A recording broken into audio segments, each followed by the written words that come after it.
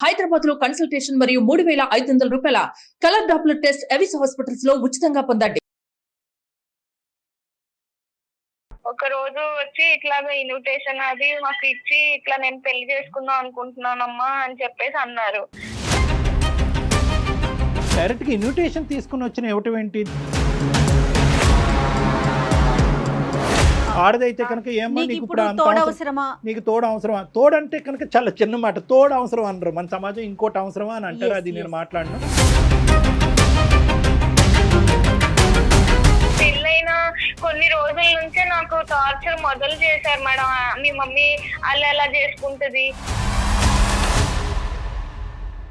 ఈ attention and importance ఎలా వస్తుంది అంటే కనుక అల్లుడు గారు రండి, కూర్చోండి, భోజనం చేయండి, అల్లుడు గారు పండగకి రండి, పబ్బానికి రండి, మీ ఇంటికి ఇది చేయండి, అది చేయండి, పెట్టుబడులు గిట్టుబడి. ఇప్పుడు ఏమైందంటే కనుక దురదృష్టమో అదృష్టం కొద్దో మీ అమ్మగారే పెళ్లి కూతురు అయ్యారు.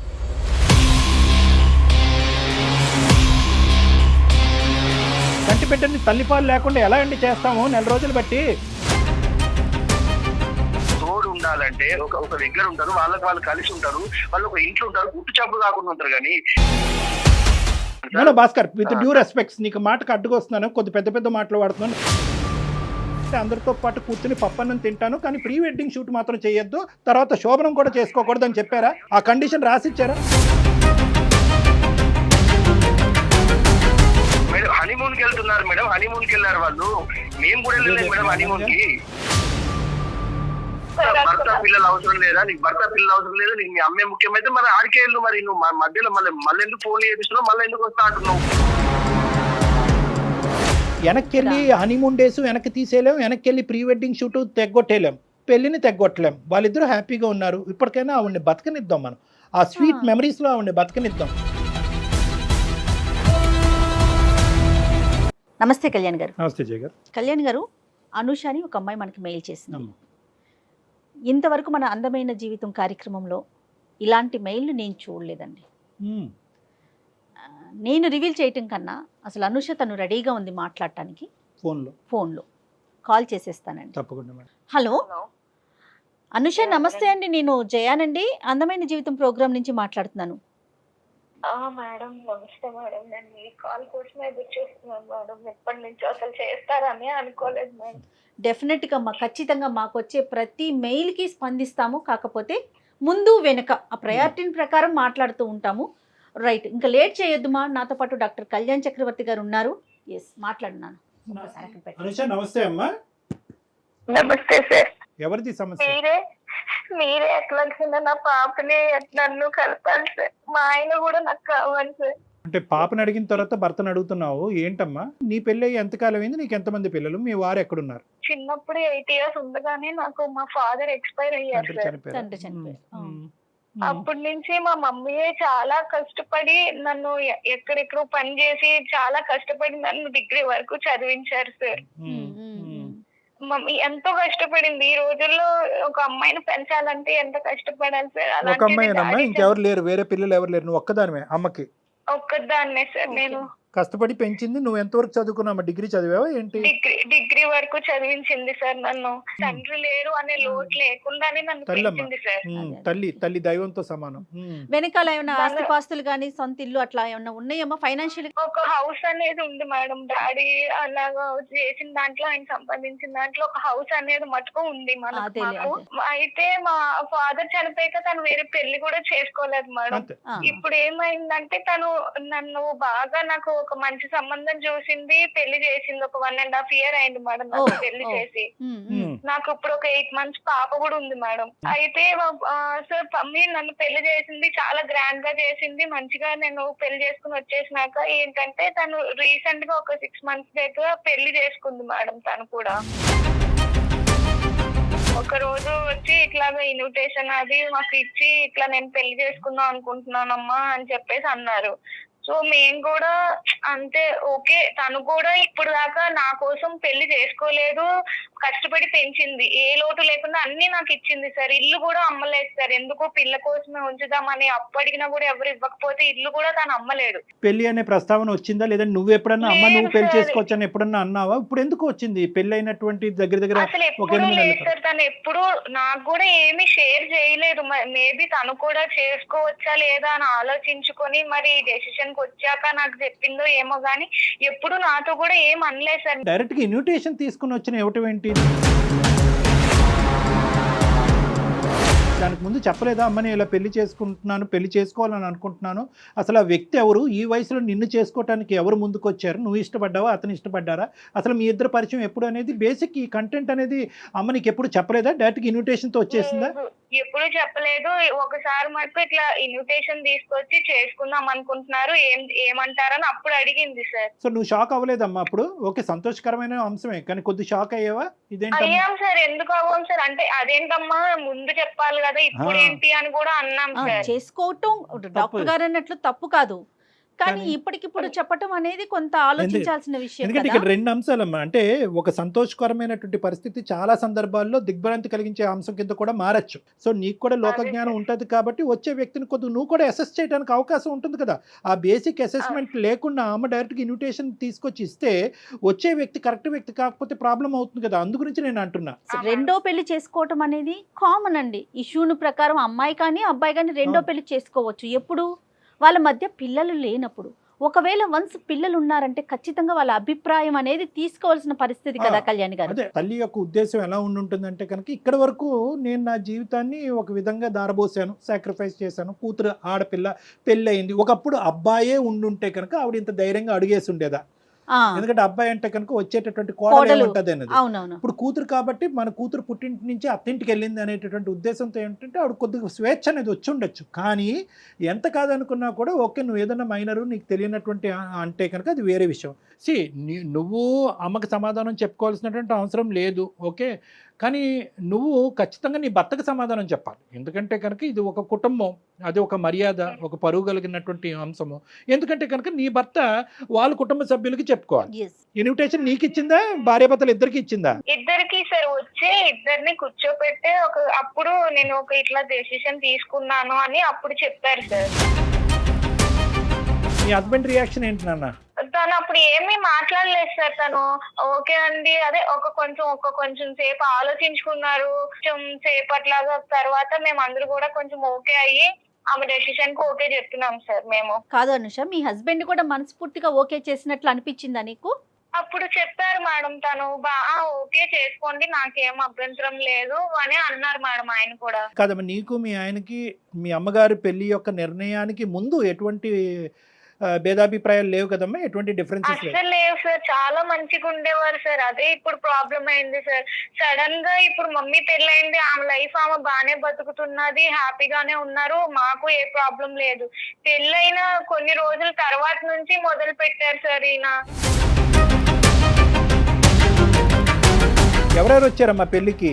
అందరూ వచ్చారు సార్. అంతా తను కూడా మంచిగా చేసుకున్నారు. మొత్తం బంధువులు వచ్చారు, వాళ్ళ రిలేటివ్స్ వచ్చారు, వాళ్ళ పేరెంట్స్ మా వాళ్ళు వచ్చారు, అందరూ ఉండగానే మంచిగానే చేసుకున్నారు సార్. అంటే ఏంటంటే అమ్మ తీసుకొచ్చిన విధానం ఖండించే విధంగా కొంతమంది సమాజంలో కొంతమంది చూస్తారు.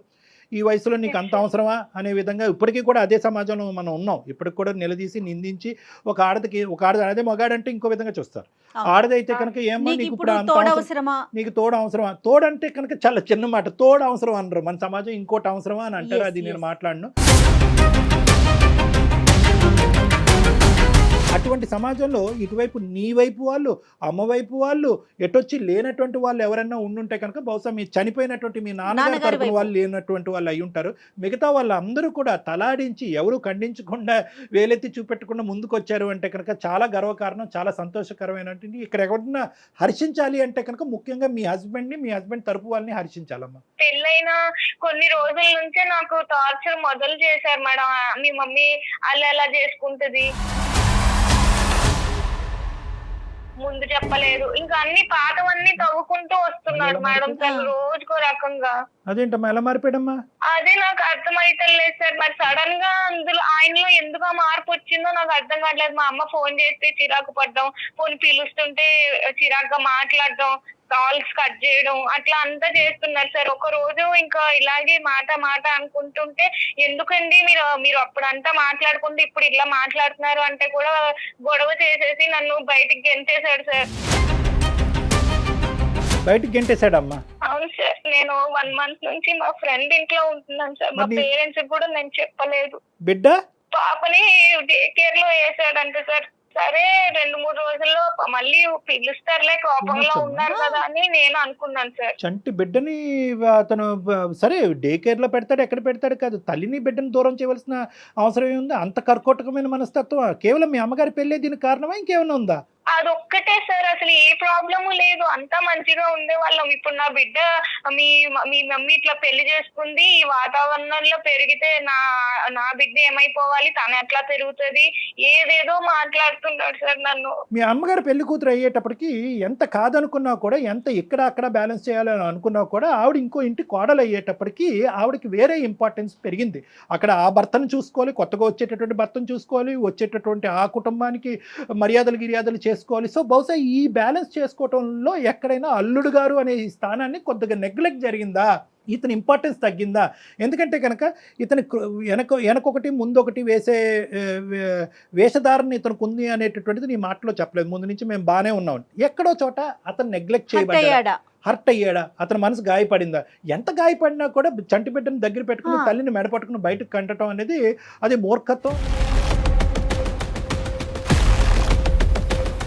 మీ అత్తగారు మామగారితో ఏమన్నా మాట్లాడి ఇక్కడ జరిగే పరిస్థితిని వివరించావా? లేదు సార్, అసలు వాళ్ళకు కూడా ఏం చెప్పలేదు సార్.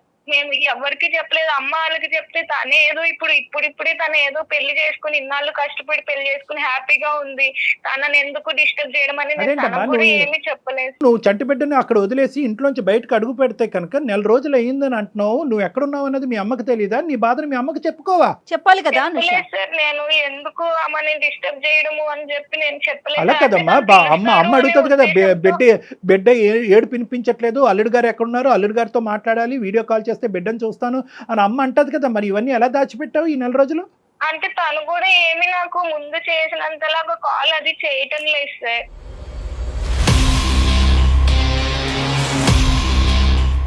బిడ్డ పాలు తాగుతుందమ్మా?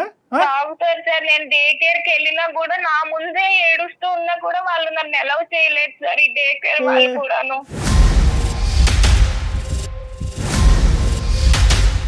కాదమ్మా, ఇప్పుడు మాకు చేయటం వెనకతలు నీ భర్తతో మాట్లాడమన్నా మీ తల్లితో మాట్లాడాలి? ఇప్పుడు మేము మా హస్బెండ్ తోనే మాట్లాడాను సార్. అసలు ఎందుకు అలా ఉంటున్నారు, ఆయన ప్రాబ్లం ఏంటో మీరే క్లియర్ గా అడగండి. కరెక్టే, మాట్లాడతాము. మీ భర్త యొక్క పాత్ర చాలా సందిగ్ధమైనటువంటి పాత్ర, చాలా క్లిష్టమైనటువంటి పాత్ర. ఎందుకంటే కనుక మామగారు పెళ్ళప్పుడు కాలు కడగాలి, కానీ పెళ్ళైన తర్వాత మామగారు వచ్చారు ఇతనికి. ఏం పేరమ్మా అతనిది? భాస్కర్ సార్. కలపండి ఫోను. ఇక్కడ మానవత్వం అనే ఒక అంశం. ఇక్కడ ఏంటంటే బిడ్డ, తల్లి, సొంత బిడ్డ. ఇప్పుడు ఈవిడ పాలు ఇవ్వకపోతే ఈవిడ ఎంత బాధపడుతుందో, తండ్రిగా తల్లి పాలు ఆ బిడ్డ తాగలేకపోతుందని చెప్పాడు. దానికి అత్తగారి పెళ్లికి సంబంధం ఏంటి?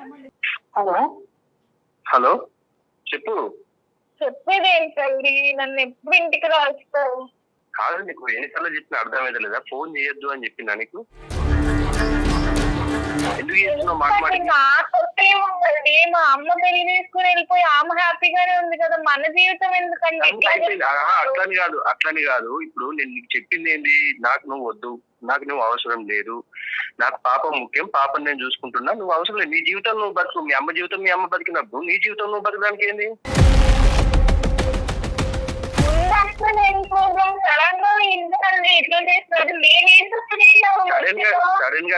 సడన్ గా చేసింది మీరు సడన్ గా చేసుకొని మీరు కట్టలు పడి మీరు ఇది చేసుకుంటే దానికి నేను ఎట్లా బాధ్యత అయితా?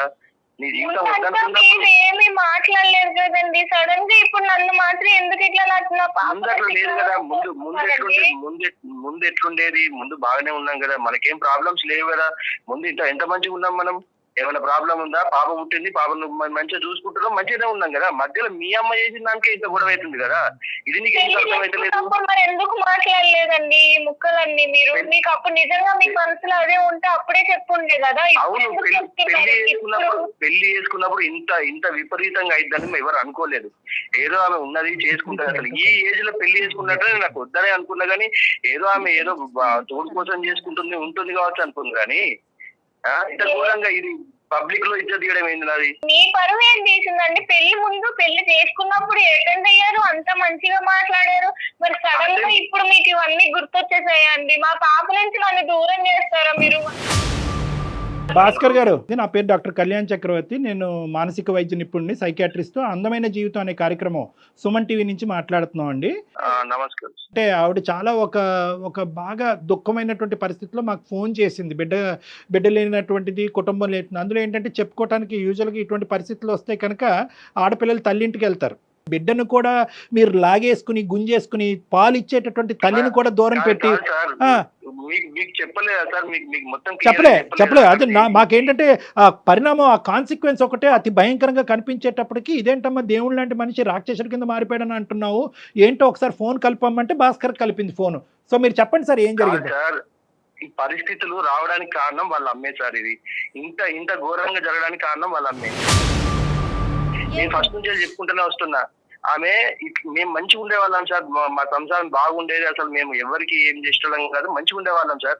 ఈ మధ్యలో వీళ్ళ అమ్మ వచ్చేసి ఈమె ఇట్లా వేసుకొని, వీళ్ళు ఈ పెళ్లి చేసుకొని, ఆ పెళ్లిని దానికి ప్రీ వెడ్డింగ్ షూట్ చేసుకొని, దాన్ని అంతా ప్రజలలో మొత్తం అందరికి తెలిసేటట్టు చేసి నా ఇజ్జత్ తీసింది సార్. నాకు మొత్తం అసలు ఎక్కడ కూడా నాకు పరువు లేకుండా చేసేసింది వాళ్ళు. నేను ఆఫీస్కి వెళ్తే ఆఫీస్ లో కూడా వాళ్ళ నన్ను అదే అడుగుడు, మీ అత్త ఈ ఏజ్ లో పెళ్లి చేసుకోవడం ఏంద్రా, మీ మామ కొత్త మామ ఎట్లుండాలి, ఇట్లా అడుగుతుంటే నాకు ఎంత బాధ ఉంటుంది సార్. మీ దగ్గరకు వచ్చింది, ఇది కూడా పెద్ద ఇప్పుడు ఇష్యూ సార్. ఇప్పుడు మీ దగ్గరకు వచ్చి టీవీలలో పెట్టి, అక్కడ పెట్టి, ఇక్కడ పెట్టి. భాస్కర్ గారు, అందమైన జీవితం జయాన్ని మాట్లాడుతున్నానండి. మీరు ఎక్కడా కూడా కనిపించరు, మీ వివరాలు ఎక్కడా చూపించమండి. జస్ట్ ఫోన్ కాల్ లో మాత్రమే మీరు ఉంటారు. తనకి ఏం చెయ్యాలో తెలియక పాలు మాకు కాల్ చేసింది. నేను చాలా మానసిక క్షోభ అనుభవిస్తున్నాను. అయ్యో, మాకు అర్థమవుతుందండి, మీ బాధ అర్థమవుతుంది. ఏమండి భాస్కర్ గారు, ఒకటే భాస్కర్ గారు, అస్సలు సమస్య లేదు. 2.5 సంవత్సరాలు బట్టి వన్ సైడెడ్ ఎక్కడా కూడా మేము వినలేదు. రాసిస్తా కావాలంటే ఎప్పుడు కూడా 2 సైడెడే, కావాలంటే 3 సైడెడ్, లేదంటే 4 సైడెడ్, కానీ ఎప్పుడు 1 సైడెడ్ కాదు సార్. న్యాయ అన్యాయాలు జరగాలి అంటే కనుక ముందుగా మీ బిడ్డకు జరగాలండి. ఫస్ట్ అది కంక్లూడ్ చేద్దాం, మిగతావన్నీ తర్వాత మాట్లాడుకుందాం. చంటి బిడ్డని తల్లిపాలు లేకుండా ఎలా అండి చేస్తాము 4 రోజులు బట్టి? ఇలాంటి వాతావరణంలో పెరిగితే మీరు గొప్ప వాతావరణం. సరే, ఇవన్నీ కాదు, పాయింట్ టు బి నోటెడ్. మీరు ఆవిడ వచ్చినటువంటి విధానం, పద్ధతి కరెక్ట్ కాదు. దాన్ని మేమే ఖండిస్తున్నాం. ముందు చెప్పకుండా ఏదో గుడికి వెళ్తున్నాను అన్నట్టుగా పెళ్లి చేసుకుంటున్నానని చెప్పి ఇన్విటేషన్ ఇవ్వటం అనేది ఆశ్చర్యం కలిగేటటువంటి అంశం. కొద్దిగా మెచ్యూరిటీ ఉండాలి. ఇక్కడ కూతురికి ఇన్విటేషన్ ఇవ్వట్లేదు, కూతురికి సంబంధించిన భర్తకు కూడా, అల్లుడికి కూడా ఇన్విటేషన్ ఇవ్వటుంది. ఇదేంటంటే ఆవిడ చేసేటటువంటిది, ఆవిడ పాయింట్ ఆఫ్ వ్యూలో ఇప్పటి వరకు త్యాగం చేసినటువంటి జీవితంలో కూతురు ఇంట్లోంచి బయటకు వెళ్ళిపోయిన తర్వాత ఒంటరి జీవితం అనుభవించలేక ఒక ఆడదానికి లేదా ఒక మగాడికి ఒక తోడు ఉండాలి. కాబట్టి వాళ్ళు ఇష్ట ప్రకారం వాళ్ళు పెళ్లి చేసుకుంటారు. అది నేను ఖండించట. అది వినండి ఒక్క నిమిషం, నేను ఒకే పాయింట్ మిమ్మల్ని అడుగుతున్నా. అప్పుడు ఒప్పుకున్నారా లేదా? మీరు అప్పుడు ఒప్పుకున్నారా లేదా? తోడు ఉండాలంటే ఒక దగ్గర ఉంటారు, వాళ్ళు కలిసి ఉంటారు, వాళ్ళు ఒక ఇంట్లో ఉంటారు, గుట్టు చప్పుడు కాకుండా ఉంటారు. కానీ సార్, ప్రీ వెడ్డింగ్ షూట్ ఎవరు చేసుకుంటారు సార్? ఏ ఏజ్ లో చేసుకుంటారు సార్? మీరు చెప్పండి, మీరు నాకు న్యాయంగా. సో ప్రాబ్లం పెళ్లిది కాదు, ప్రీ వెడ్డింగ్ షూట్. అంటే మీరు చెప్పారా, అత్తమ్మ మీ పెళ్లికి నేను వస్తాను, నేను అక్షింతలు వేయకపోయినా కూడా మిమ్మల్ని దీవిస్తాను, లేదంటే అందరితో పాటు కూర్చుని పప్పన్నం తింటాను, కానీ ప్రీ వెడ్డింగ్ షూట్ మాత్రం చేయొద్దు, తర్వాత శోభనం కూడా చేసుకోకూడదు అని చెప్పారా? ఆ కండిషన్ రాసిచ్చారా? సార్, మా అత్త కాదు సార్, మా అమ్మలాగా భావించిన అమ్మలాగా భావించి ఆమె తెచ్చుకొని చేసుకుంటే, ఆమె చేసిన పనికి నాకు అసలు ఎక్కడ తలెత్తుకోకుండా చేసించారు ఆమె. సో మీ లెక్క ప్రకారం ఏంటంటే పెళ్లి అనేటటువంటి దానికి మీకు అభ్యంతరం లేదు, కానీ పెళ్లి అనేటటువంటిది గుట్టు చప్పుడు కాకుండా మూడో కంటికి తెలియకుండా చేసుకోవాలి అని అంటారు మీరు, అంతేనా? అంతే కదా సార్, అంతే. ఇప్పుడు పెళ్లి అనేది గుట్టు చప్పుడు కాకుండా చేసుకోవాలి. ఈ ఏజ్ లో చేసుకుంటున్నప్పుడు మరి ఎవరన్నా రిలేటెడ్ వాళ్ళ భార్య చేసుకోవడానికి ఇదేమి తప్పుడు రిలేషన్ కాదు కదా సార్. ఆమె మీద ఆమె కూతురు జీవితం కూడా ఆధారపడింది మేడం. అది ఎందుకు ఆలోచించట్లేదు ఆమె? రైట్ భాస్కర్ గారు మీ మాటను బట్టి నాకు అర్థమైంది చెప్తాను. పెళ్లి చేసుకోవటం చెప్పండి. వరకు ఓకే, ఇలాంటి చిన్న పిల్లల్లాగా ప్రీ వెడ్డింగ్ షూట్లు చేయటం లేకపోతే నలుగురిలోకి నానటం అనేది మీకు నచ్చలా, అది ఆ ఇంపాక్ట్ మీకు నచ్చలేదు. పడింది అంతేనా? కాదు ఇప్పుడు మేడం హనీమూన్ కి వెళ్తున్నారు మేడం, హనీమూన్ కి వెళ్ళారు వాళ్ళు, మేము కూడా వెళ్ళలేదు మేడం హనీమూన్ కి. హనీమూన్ కి ఎవరు వెళ్తారు మేడం? ఈ ఏజ్ లో హనీమూన్ ఏంటి మేడం? మీకు అయిందండి ప్రీ వెడ్డింగ్ షూట్ హనీమూన్, మీకు అవ్వలేదా? లేదు లేదు సార్, హనీమూన్ లేదు, ప్రీ వెడ్డింగ్ షూట్ లేదు. మేము ఏదో మేము ఆమె వాళ్ళు కొంచెం ఉన్న వాళ్ళు కాదు అని చెప్పేసి మేము ఏదో గుట్టి చప్పుడు కాకుండా మేము చేసుకొని మేము మంచిగా ఉంటే మాకు ఖర్చులు ఎందుకని మేము ఉంటే, ఆమె ఈ ఏజ్ లో పెళ్లి చేసుకొని ఈ ఏజ్ ప్రీ వెడ్డింగ్ షూట్ చేసి హనీమూన్ కి వెళ్ళి ఆమె కార్డులు చూస్తే మీరు పరిచయం లేదు సార్. ఇక్కడ ఖర్చు అతను పెట్టుకున్నాడు సార్ కార్డు, మేము కూడా అట్లాంటి కార్డు కొట్టలేదు సార్. అంత గ్రాండ్ గా చేసుకున్నారు వాళ్ళు పెళ్లి. అది అంటే వీళ్ళని చూసి ఇప్పుడు తోడు కావాలన్న తోడు అంటే ఎట్లుంటారు సార్? ఒకరికొకరు తోడు. ఈ ఏజ్ లో కృష్ణారామ అనుకునే ఏజ్ లో అక్కర్లేదు. ఆమె అట్లా పెళ్లి కృష్ణారామ అనుకుంటే పెళ్లి చేసుకోవచ్చండి. కృష్ణారామ అనుకున్న వాళ్ళు పెళ్లి చేసుకోకూడదా, లేదంటే పెళ్లి చేసుకున్న వాళ్ళు కృష్ణారామ అనుకోకూడదా? అది లెక్క కాదు. నెంబర్ 1 వెడ్డింగ్ ఒకటే భాస్కర్, విత్ డ్యూ రెస్పెక్ట్స్, నీకు మాటకు అడ్డుకొస్తున్నాను, కొద్ది పెద్ద మాటలు వాడుతున్నాను.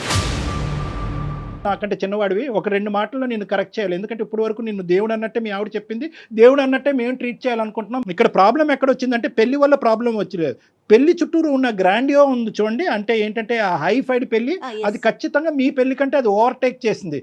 అది బహుశా ఏంటంటే మీ అత్తగారు నిలవరించవలసింది, ఏమండి ఇంత హైఫైడ్ వద్దు, మనం ఏదో రొటీన్గా చేసుకుందాం అని చెప్పి వాళ్ళ భర్తకు చెప్పి ఉండొచ్చు. ఇక్కడ ఖచ్చితంగా వచ్చినటువంటి ఖర్చు ఎవరు పెట్టారు అంటే కనుక అతను పెట్టుకున్నాడు. ఇప్పుడు ఏంటంటే అతని మాట మీ అత్తగారు కాదనలేకపోయిందేమో. అతని పెళ్లి ఇప్పుడు వచ్చి అతని జీవితంలో పెళ్లి అనేది జరగలేదంటే ఇంతకుముందు పెళ్లి నాకు పాప ఉంది, అల్లుడు ఉన్నారని చెప్పుకోవాలి కదా సార్. ఆమె మా మమ్మీ చిన్న వయసులోనే మా డాడీ అనేది చనిపోయారు సార్. ఆమెకి అప్పటి నుంచి ఆమె ఏ కోరికలు లేకుండా నన్ను మాత్రమే నన్ను చూసుకుంటున్నా, నాకు ఏ లోటు లేకుండా సంతోషాలు కూడా పక్కన పెట్టింది సార్. నీ వైపు కానీ మీ తల్లిగారి వైపు కానీ నాకు ఎటువంటి వ్యతిరేకత లేదు.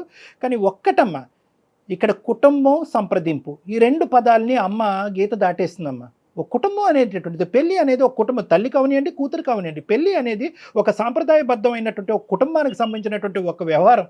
అమ్మ గుట్టుగా పెళ్లి చేసుకోవటం అనేది నేను ఏకీభవించకపోయినా అట్లీస్ట్ ఏంటంటే కనుక బయటకు వచ్చి నలుగురికి చెప్పేటటువంటి వ్యక్తి ముందైనా చెప్పాలి. జరిగేటటువంటి కార్యక్రమాల గురించి అమ్మ ఫస్ట్ మ్యారేజ్ జరుగుతుందమ్మా, లేదంటే దాని ముందు ఏదో షూటో గీటో జరుగుతుంది, తర్వాత ఈ కార్యక్రమం ఉండబోతుంది. ఇలా చేసుకుంటే కనుక ఆర్భాటం ఎక్కువ అవుతుందేమో, అందరు కన్ను పడతాదేమో, నలుగురు 4 విధాలుగా మాట్లాడుకుంటారేమో. నాకు అలా మాట్లాడుకున్నా నాకు అభ్యంతరం లేదు. నా కూతురుకు సంబంధించినటువంటి కుటుంబ సభ్యులు అలా మాట్లాడకూడదనే ఆలోచన నాకుంది. నీ అభిప్రాయం ఏంటమ్మా? 2 స్టేట్మెంట్స్ మీ అమ్మగారు మాట్లాడి ఉంటే ఈరోజు ఈ సమస్య లేదు. అంతే కదా సార్. మరి మీరు చెప్పే కరెక్టే సార్, అట్లా చెప్పాలి సార్. వాళ్ళకు అర్థం కావట్లేదు. అంటే వాళ్ళని కలిపి మీరు విడిపోతారా? మేడం ఇప్పటి వరకు జరిగింది చాలు మేడం. నా పాప జీవితం ముఖ్యం, నాకు పాప భవిష్యత్తు ముఖ్యము. ఈ పాప ఆమె దగ్గర పెరిగితే మాత్రం అట్లనే తయారైంది. ఏమన్నా అర్థం ఉందా? ప్రీ వెడ్డింగ్ షూట్ హనీమూన్ జరగకపోతే ఆవిడ దగ్గర పెరగచ్చు. పెళ్లి చేసుకున్న వ్యక్తి ప్రీ వెడ్డింగ్ హనీమూన్ చేసుకుంటే మాత్రం పెళ్ళి అక్కడ అది చండాలమైన కుటుంబం. ఆ కుటుంబంలో నీ కూతురు పెరిగితే చెడిపోద్ది. ఏం లెక్క అయ్యా ఇది? ఏ కాలంలో ఉన్నాము? అయినా వాళ్ళు మాతో కూడా లేరు, ఎక్కడో వేరే ఊరు వెళ్ళి బతుకుతున్నారు మేడం. అప్పుడప్పుడు ఫోన్లు మాట్లాడుకుంటాం. నీ కోపం ఉండొచ్చు భాస్కర్, నీ కోపం ఉండొచ్చు. మీ అత్తగారితో మాట్లాడటం మానేసాయి. ఏమైనా ఉంటే మీ అమ్మ చనిపోయింది అనుకో, మీ నాన్న చనిపోయింది అనుకుని వదిలేస్తున్నాడు సార్. భాస్కర్, నువ్వు నీ కోపం ఉంటే నాకు ఎటువంటి అభ్యంతరం లేదు. మీ అత్తగారితో మాట్లాడటం మానే, మీ సోకాల్డ్ మామగారితో అస్సలు మాట్లాడొద్దు. కానీ దానికి ఈ అమ్మాయి ఏదో ముందొచ్చి దగ్గరుండి పెళ్లి చేసినట్టుగా, ఈ అమ్మాయే మొత్తం ప్రీ వెడ్డింగ్ డిజైన్ అంతా చేసినట్టుగా, హనీమూన్కి ఈ స్పాట్ మీరు డిసైడ్ చేసుకోండి అని ఈ అమ్మాయి డైరెక్ట్ చేసినట్టుగా ఈ అమ్మాయిని శిక్షిస్తావేంటి? ఆ చంటి బిడ్డని పాలు లేకుండా ఆ అమ్మాయిని ఆ బిడ్డను శిక్షిస్తున్నావేంటి? ఏం మూర్ఖత్వం ఇది? నేను సొసైటీలో బతుకుతున్నా సార్. ఈ సొసైటీ తర్వాత గుర్తొచ్చిందా? పెళ్లికి తలాడించినప్పుడు అత్తమ్మ నాకు ఒక 4 రోజులు టైం ఇవ్వండి, నాకంటూ ఒక సొసైటీ ఉంది, స్నేహితులు ఉన్నారు, కుటుంబ సభ్యులు ఉన్నారు, ఇప్పుడు నా జీవితాన్ని ఇంత నాశనం చేస్తారని. ఇప్పుడు నాకు కూడా జీవితమే కదా సార్, ఉన్నది ఒక జీవితం, నాకు కూడా జీవితమే కదా సార్. నువ్వు ఇన్విటేషన్ తీసుకున్నావా లేదా, పెళ్లికి వెళ్ళావా లేదా, పెళ్లిలో భోజనం చేసావా లేదా, వచ్చేటటువంటి వాళ్ళందరినీ రిసీవ్ చేసుకున్నావా లేదా? ఏదో తోడు కోసం చేసుకుంటారు అనుకున్నా కానీ మేము మమ్మల్ని నాశనం చేయడానికి చేసుకుంటారు ఏమయ్యా చేసింది సార్ మా అమ్మ ఆయనకి ఇప్పుడు ఎందులోనూ లోటు లేకుండా చెప్పింది సార్. భాస్కర్ ఇప్పుడు మీరు చేసే పని ఎలా ఉందో తెలుసా? అనుషని వాళ్ళ అమ్మతో మాట్లాడటానికి లేదు, అనుష బిడ్డ దగ్గరికి, అంటే ఇటు పక్క ఇప్పుడు మీరు ఇద్దరు తల్లుల్ని వేరు చేస్తున్నారబ్బా భాస్కర్, ఆలోచించండి మేడం. మీరు వాళ్ళ గురించి ఆలోచిస్తున్నారు మేడం. నా జీవితం ఇప్పుడు నా ఇంట్లో నేర్చుకుంటే నా దగ్గర ఉన్న అందరూ అదే అంటుంది మేడం. నా చుట్టాలలో నా ఫ్రెండ్స్ లలో నా పర్వేం కావాలి మేడం. మీరు వాళ్ళ గురించి ఆలోచిస్తే భాస్కర్ ఎవరన్నా ఏదన్నా వాక్కొని అదాన్ని అనవసరం. ఇక్కడ 2 ఫ్యాక్ట్స్ చెప్తాను భాస్కర్, తర్వాత మీరు మాట్లాడండి మీ మనసులో ఫైనల్గా ఏముందన్నది. మీకు అవమానం పట్టడం అనేది ఎంత నిజమో ఈరోజు అక్కడ తల్లి నుంచి ఈ అమ్మాయిని దూరం చేయటం కానీ, లేదంటే నీ భార్యని సొంత బిడ్డ నుంచి దూరం చేయటం అనేటటువంటిది చాలా క్రూరమైనటువంటి అంశం. అంతకంటే పెద్దవాడు ఏదన్నా ఉంటే అక్కడ నేను పెట్టాలి. చాలా మీ అవమానం అనేది ఒక ఎత్తు, కానీ ఈ క్రూరమైనటువంటి చర్యకి మీరు ఏంటి అనేది మీరు మర్చిపోయి మానవతా విలువలని తీసి పక్కన పెట్టేసి ఫైనల్గా ఇక్కడ సఫర్ అవుతుంది నా బిడ్డే అనేటటువంటి యాంగిల్ కూడా పక్కన పెట్టేసి సొసైటీ అవమానకరంగా చూస్తుంది అనేటటువంటి సొసైటీ అనే అంశంలో మీరు కంప్లీట్గా మునిగిపోతున్నారు. ఈరోజు ఏ సొసైటీ ఇప్పుడు ఈ చర్యని హర్షిస్తుంది? అరే మా అత్తగారు వెళ్ళి కొత్తగా పెళ్లి చేసుకుంది, హనీమూన్కి వెళ్ళింది కాబట్టి ఈరోజు మా అత్తగారి మీద తీసుకోవాల్సినటువంటి పగ నా బిడ్డ మీద, నా భార్య మీద తీసుకున్నాననే అంశాన్ని వెళ్ళి మీ మొత్తం సొసైటీకి టామ్ కొట్టుకుంటూ చెప్పండి. మీతో పాటు నేను వస్తాను. ఏమంటుంది ఆ సొసైటీ చూద్దాం. సార్ మీరు పెద్ద వ్యక్తిగా మధ్య నుంచి అడుగుతున్నారు కాబట్టి సార్ నేను మీకు చెప్తున్నా సార్, నాకు అనుష వాళ్ళ అమ్మకు సంబంధం లేదు, నాకు వాళ్ళు చనిపోయిండ్రు, నాకు వాళ్ళు ఎవరు అక్కడ లేదు అని రమ్మని చేశారు. నేను తీసుకుంటా సార్. నేను సార్ ఏంటి సార్ నాకు అంత పెద్ద శిక్ష వేస్తున్నాడు ఆయన. నా బిడ్డకి నేను ఎలాగో మా మమ్మీకి కూడా నేను అలానే కదా హలో నా బిడ్డకి దూరం చేస్తారు. భర్త పిల్లలు అవసరం లేదా నీకు? భర్త పిల్లలు అవసరం లేదా నీకు? మీ అమ్మే ముఖ్యమైతే మరి ఆడికే వెళ్ళు. మరి నువ్వు మధ్యలో మళ్ళీ ఎందుకు ఫోన్ చేపిస్తున్నావు? మళ్ళీ ఎందుకు వస్తా అంటున్నావు?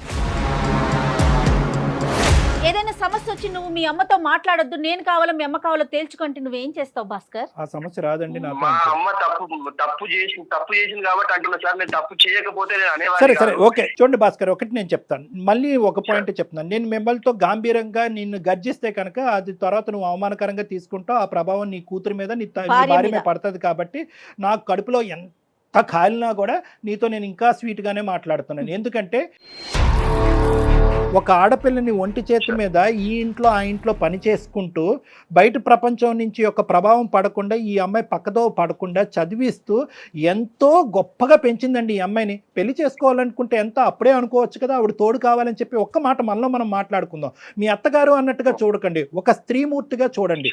ఒక స్త్రీమూర్తి చేసేటటువంటి త్యాగాన్ని మనం ఎందుకు గుర్తించము?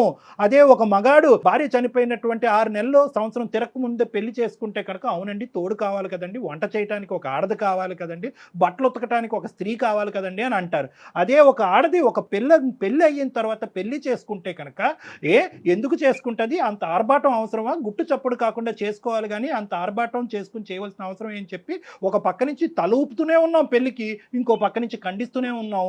దాని ప్రతిఫలం, దానికి పనిష్మెంట్ ఎవరంటే కనుక ఆ అమ్మాయి కన్నటువంటి బిడ్డ. ఏ బిడ్డనైతే కనుక అల్లారు ముద్దుగా ఇప్పటి వరకు కాపాడుకుంటూ వచ్చిందో ఈరోజు తన పెళ్లి వల్ల ఈ బిడ్డ బయటకు వెళ్ళి ఉంటుందంటే కనుక గుండాయి చచ్చిపోద్దండి ఆ తల్లి. ఇంకా ఆవిడ తెలియదు కాబట్టి ఈ మాత్రం అన్నా మాట్లాడుకుంటున్నాం. దయచేసి నేను ఒకటే చెప్తున్నాను భాస్కర్, ఒక్కసారి సొసైటీ, అత్తగారు, మా పెళ్ళి అయిన తర్వాత అత్తగారి పెళ్ళి, ఈ టెక్నికల్ వర్డ్స్, ఈ క్రొనాలజీ అనేది తీసి పక్కన పెట్టేసేయండి. ఇలాగే అవ్వాలి అని చెప్పి రాముడు రాయలేదు, శ్రీకృష్ణుడు రాయలేదు, అల్లా రాయలేదు, జీసస్ క్రైస్టు రాయలేదు, ఎవరూ రాయలేదు. ఇది మనకు సృష్టించుకున్నటువంటి ఒక విచిత్రమైన విడ్డూరమైనటువంటి సాంప్రదాయం.